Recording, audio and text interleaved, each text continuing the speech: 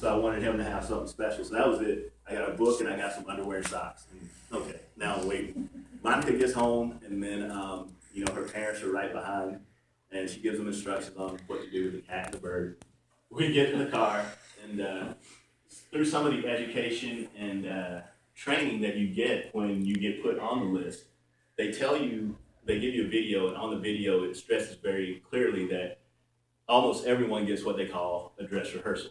And a dress rehearsal is when they call you up and say, we have an organ for you, you need to get down here. You get down to the hospital, they do the workup, and either something's wrong with you or something's wrong with the organ, and you wind up going home. You don't get your organ that day. So they tell you to expect that and not to be disappointed when it happens. So that was kind of where my mind went, and I went into complete denial. There's no way I'm getting a heart today. There is absolutely no way they didn't find a heart for me. I'm going to get down there, and it's going to be my dress rehearsal. So Monica's driving. I'm kind of calm by the time we get there. I go into the admissions room, and I give them my health card and my blue hospital card. And the lady says, Mr. Cook, this is going to be a go. I'm like, no, it's not. But, you can show me my room anyway. Hang out. So that is the absolute last thing that I remember until I woke up with somebody else's heart in my chest. I do not, Monica told me that the doctors came in, everybody, that was going to be doing the surgery, they explained to me exactly what was going to be done. And I talked to them and said, I understand, but I don't remember any of that. I do not remember a single thing. And then, I woke up and realized that I had survived the surgery, and they had actually done something, and now I had a heart in my chest that I was not born with. And that weighed heavy on me because even from the beginning, when they told me that I was going to wind up getting a heart transplant, I couldn't really wrap my head around it because that is a gift that you cannot say thank you for. Literally somebody gave me the gift of life. In their last wishes, they said, I want you to take what you can from my body and help somebody else, somebody I don't even know. And the first thing I did was, say thank you for letting me make it through it. And the next thing I did was break down and cry like a baby. And I had episodes like that for weeks on end. And the way I finally got right with it in my head was I started to look at organ donation as the ultimate form of paying it forward. And really that's what it is, and I've always been a fan of that way before there's ever a movie about it. That's kind of the way that I live my life. People have been kind to me for no other reason than because they could. Never expecting me to repay them knowing that I couldn't, but what they would ask me to do instead is to try to help somebody else out along the line when I couldn't, when I was in a position to do so, which is something that I've tried to do, for the rest of my life. And I will continue to do, which is the AFAB and me getting up, talking, and trying to educate people about this stuff. And the other thing that I'd like for you guys to take from tonight is that this isn't as weird as it used to be. The way that we make it less weird is we talk about it. Nobody wants to talk about going through all of this stuff, but it happens. And the more that we can talk about it, the more we can normalize it, the better off it's going to be. Because people need to know that they're not going through this stuff alone. Because when it happens to you, you kind of feel like you're the only freak in the room. And I can assure you that that is not the case. Right? So I get home after the transplant surgery, and for the first time, I can look at myself in the mirror, and I can say, Monica got me this motivational t-shirt, which I absolutely love. And what it says is, this is what a heart transplant looks like, and I earned this one. I'm very proud of it. And, since I had the heart transplant, I feel better than I have in years, better than I had even when I was healthy that I can remember. And so the next thing was, I don't even know if I told you that part about the bad thing that happened with the first surgery. Well, I died twice, and then I stayed in the hospital for 100 days. The other thing was, which is why I'm here tonight, is that when I was losing all that blood, my kidneys ran dry for too long, and I woke up on dialysis, and I've been on dialysis for the last 2 years. I actually do home hemodialysis now, 5 days a week.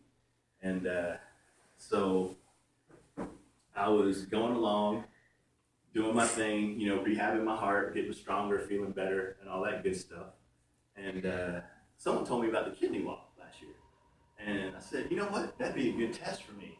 because my body has not been able to withstand that kind of exercise in years. So, you know what? I'm going to sign up.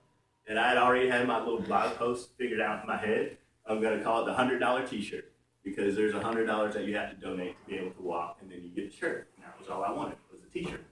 So I put it out on the blog that I was going to be doing it, and surprising to me, people immediately started sending money, donating stuff in my name. And I was like, wow, this is kind of cool. So I was all fired up to do it. It was supposed to go down in September. Well, again, as things often happen with me, didn't work out the way it's planned. I get checked every week at Grand River. They do a complete blood count to check to make sure that I don't have any infection.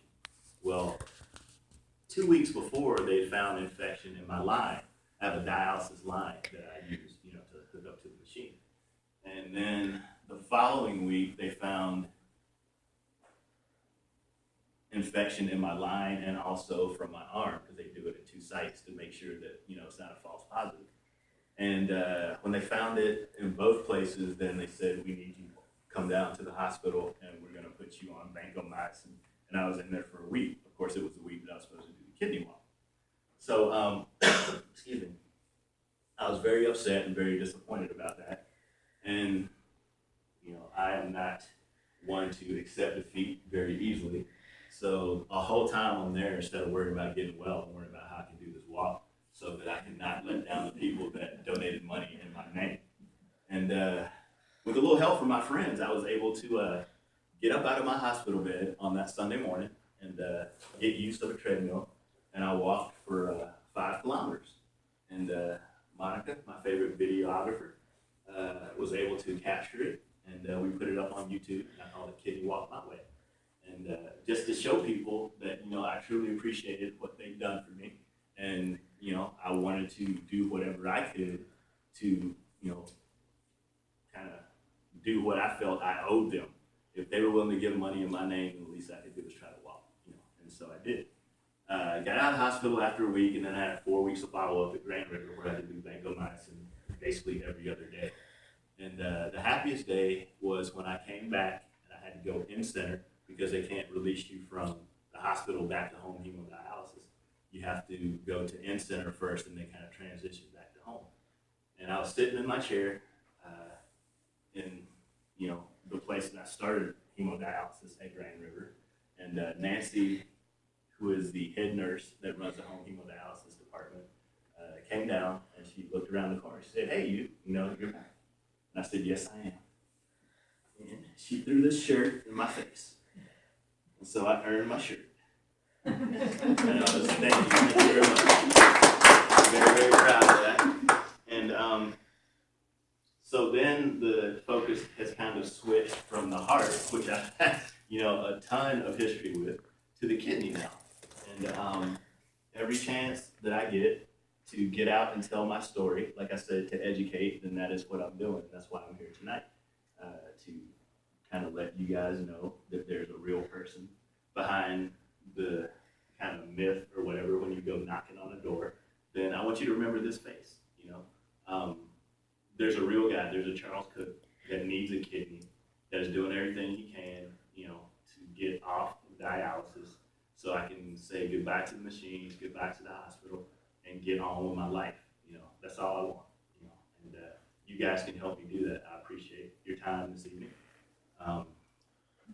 As I wrap it up, what I'd like to remind you of is, I tell this story because I truly feel that there's somebody out there that needs to hear it. There's somebody that needs to be reminded to never give up, no matter how bad the odds are.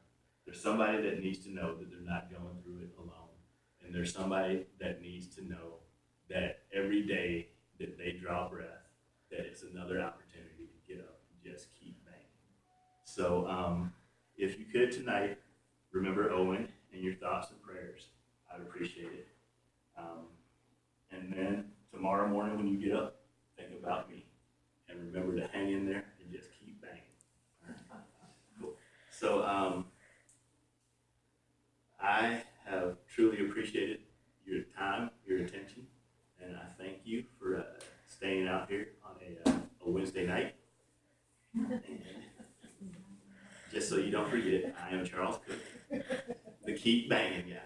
All right. So thank you very much.